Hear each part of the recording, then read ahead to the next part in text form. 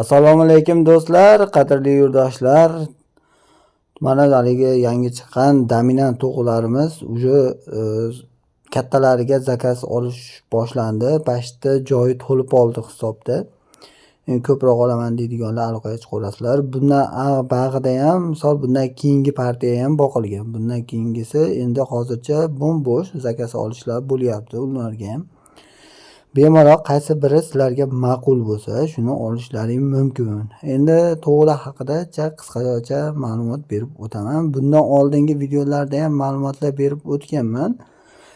Qo'shimcha videolar degan hisob nimaga o'sha yozib qo'yaman. Videoning oxirida o'zi videolar chiqadi. O'sha chiqqanda o'sha Dominant O'zbekistonda bir yangilik degan joyiga bitta bossalaring chiqadi.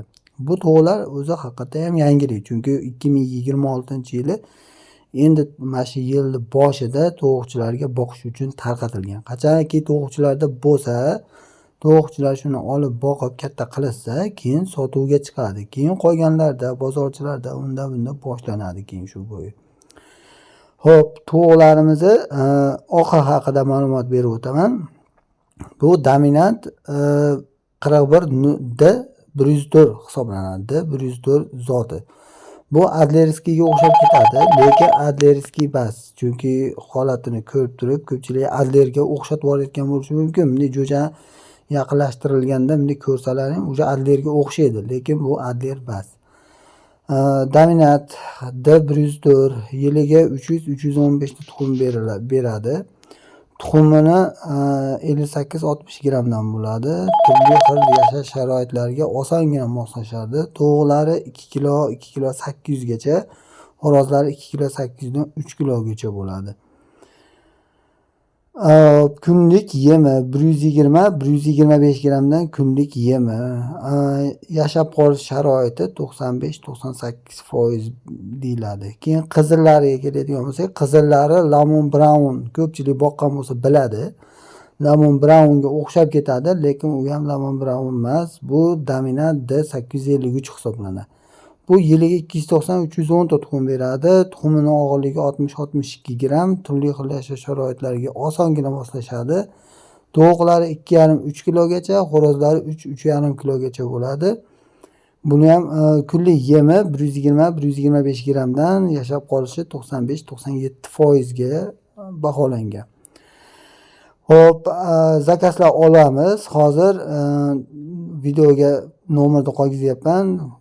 O'zbekiston bo'ylab hamma joyga dastavkalar bor, faqat dastavkalarimiz отдельный hisoblanadi. Qirg'iziston Respublikasiga chiqarish imkoniyatlarimiz ham bor. Aloqaga chiqib qo'ysalaring, qachonki ochiq bo'lsa o'zimiz xabar beramiz, o'sha kuni chiqaramiz. Ulardan ozroq olaman deydiganlar ham aloqaga chiqinglar. Misol boringki 10 ta olaman, 20 ta olaman, 30 ta olaman deydiganlarga misol boringki voha taraf bo'ladigan bo'lsa, voha tarafga shu qatnaydigan sho'pirlar bor. Shulardan misol baland korobkalarga solib yurib, shunaqa qilib dastavka qilib chiqarib yuborsak bo'laveradi. Manzilimiz Farg'ona viloyati Qo'qon shahri.